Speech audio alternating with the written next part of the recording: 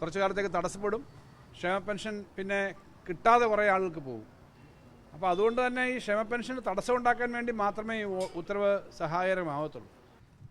കേരള സർക്കാരിൻ്റെ ക്ഷേമ പെൻഷൻ തടസ്സപ്പെടുത്തുന്ന പുതിയ ഓർഡർ കേരളത്തിലെ ലക്ഷക്കണക്കിന് ക്ഷേമ പെൻഷൻ മേടിക്കുന്ന സാധാരണക്കാരുടെ ജീവിതത്തെ ബാധിക്കുന്നതാണ്. അപ്പോൾ അതുകൊണ്ട് അടിയന്തരമായി അത് തിരുത്തണമെന്ന് ഞങ്ങൾ അഭ്യർത്ഥിക്കുകയാണ്.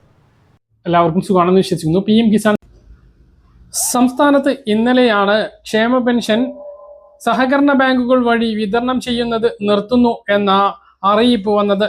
ഇതിന്റെ ഉത്തരവ് ധനവകുപ്പ് ഇന്നലെ ഇറക്കിയിരുന്നു. ഇത് പ്രകാരം സെപ്റ്റംബർ മാസം മുതലോ അല്ലെങ്കിൽ തൊട്ടടുത്ത മാസം മുതലോ പെൻഷൻ വിതരണം ചെയ്യുക എല്ലാ ആളുകൾക്കും ബാങ്ക് അക്കൗണ്ടുകളിലൂടെ ആകും. എന്നാൽ ഇതിനെതിരെ പ്രതിപക്ഷം കടുത്ത വിമർശനവുമായി വന്നിട്ടുണ്ട്.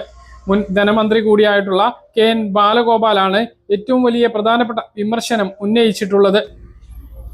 നിലവിൽ കാണുന്ന പത്രക്കട്ടിങ്ങുകൾ പെൻഷൻ തട്ടിപ്പുമായി ബന്ധപ്പെട്ടാണ്. അർഹതപ്പെട്ട ആളുകൾക്ക് ലഭിക്കേണ്ട പെൻഷൻ പല ആളുകളും തട്ടിയെടുത്തുന്നതുമായി ബന്ധപ്പെട്ട വിഷയങ്ങളാണിത്. ബാങ്ക് അക്കൗണ്ടുകളിലേക്ക് വിതരണം ചെയ്യുമ്പോൾ ഈ തട്ടിപ്പുകൾ ഒഴിവാകും. മാത്രമല്ല 62 ലക്ഷം പെൻഷൻ ഗുണഭോക്താക്കൾക്കും പെൻഷൻ വിതരണം ചെയ്യുന്ന ദിവസം തന്നെ ബാങ്ക് അക്കൗണ്ടുകളിലേക്ക് എത്തും. ആ ദിവസമോ തൊട്ടടുത്ത ദിവസങ്ങളിലോ ബാങ്ക് അക്കൗണ്ടുകളിൽ നിന്നോ അല്ലെങ്കിൽ ATM കാർഡ് ഉപയോഗിച്ച് ATM കൗണ്ടറിൽ നിന്നോ UPI വഴി വീട്ടുകളിലെ മറ്റ് അംഗങ്ങളിലെ ഫോണിലേക്ക് സെൻഡ് ചെയ്തോ ഈ ഒരു തുക ഗുണഭോക്താവിന് കൈപ്പറ്റാൻ കഴിയും എന്നുള്ളതാണ് ഇതിലെ ഏറ്റവും പ്രധാനപ്പെട്ട കാര്യം. നിലവിൽ സംസ്ഥാനത്ത് 62 ലക്ഷം പെൻഷൻ ഗുണഭോക്താക്കളിൽ 26 ലക്ഷത്തോളം ആളുകൾക്ക് മാത്രമാണ് ബാങ്ക് അക്കൗണ്ടുകളിൽ തുക എത്തുന്നത്. ബാക്കിയുള്ള ആളുകൾക്ക് 5 മുതൽ 10 ദിവസത്തോളം താമസിച്ചാണ് തുക ലഭിക്കാറുള്ളത്. അതിനുള്ള ഒരു മാറ്റം എന്നുള്ള നിലയ്ക്കാണ് ഈ ഒരു പെൻഷൻ വിതരണം ബാങ്കുകളിലൂടെ ആക്കാൻ വേണ്ടി സംസ്ഥാന സർക്കാർ തീരുമാനിച്ചിട്ടുള്ളത്. എന്നാൽ ഇതിനെതിരെ കടുത്ത വിമർശനമാണ് പ്രതിപക്ഷം ഉന്നയിക്കുന്നത്.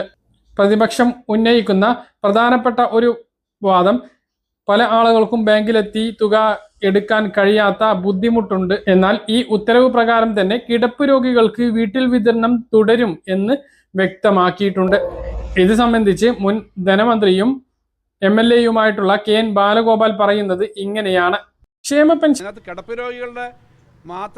രോഗികൾക്ക് മാത്രമേ ഇപ്പോൾ കൊടുക്കൂ എന്ന് പറഞ്ഞാൽ മഹാഭൂരിപക്ഷം ക്ഷേമ പെൻഷൻ മേടിക്കുന്ന വളരെ സാധാരണക്കാരായ പ്രായമുള്ള ബാങ്കുകളിലേക്കൊന്നും പോയി ഇത് കളക്ട് ചെയ്യാൻ പറ്റാത്ത ആളുകളെ ബാധിക്കും. അപ്പോൾ ഇതുവഴി ഗവൺമെൻറ് ഉദ്ദേശിക്കുന്നത് ഇവർക്ക് കൊടുക്കാതിരിക്കുമ്പോൾ അല്ലെങ്കിൽ ഇവരെല്ലാം ബാങ്കിലേക്കുള്ള അക്കൗണ്ടൊക്കെ ആയി വരണമെന്ന് പറഞ്ഞു കഴിഞ്ഞാൽ അടുത്ത കുറേ മാസക്കാലത്തേക്ക് ഈ ക്ഷേമ പെൻഷൻ ആകെ തടസ്സപ്പെടും. ഇപ്പോഴും നിർത്തും, കുറച്ച് കാലത്തേക്ക് തടസ്സപ്പെടും. ക്ഷേമ പെൻഷൻ പിന്നെ കിട്ടാതെ കുറേ ആളുകൾക്ക് പോകും. അപ്പോൾ അതുകൊണ്ട് തന്നെ ഈ ക്ഷേമ പെൻഷന് തടസ്സം ഉണ്ടാക്കാൻ വേണ്ടി മാത്രമേ ഈ ഉത്തരവ് സഹായകരമാവത്തുള്ളൂ.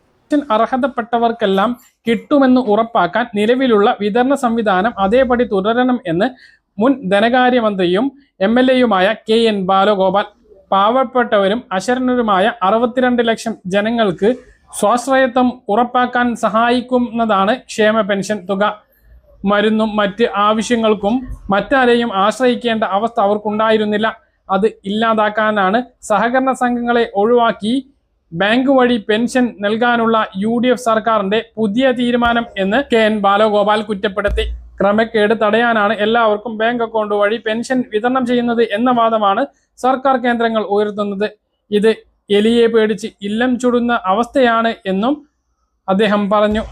ഒറ്റപ്പെട്ട ക്രമക്കേടുകൾക്കുള്ള സാധ്യത പോലും തടയാനുള്ള സംവിധാനങ്ങൾ ഫലപ്രദമായി ഉപയോഗിക്കുകയാണ് വേണ്ടത്. കാര്യങ്ങൾ കൃത്യമായിട്ട് മനസ്സിലാണെന്ന് കരുതുന്നു. ഇതുപോലെ ഇൻഫർമേഷൻ ലഭിക്കാൻ ചാനൽ സബ്സ്ക്രൈബ് ചെയ്യുക, ബെൽ ഐക്കൺ എനേബിൾ ചെയ്ത് വെക്കുക. മറ്റൊരു വീഡിയോയുമായി നമുക്ക് കാണാം. ബൈ.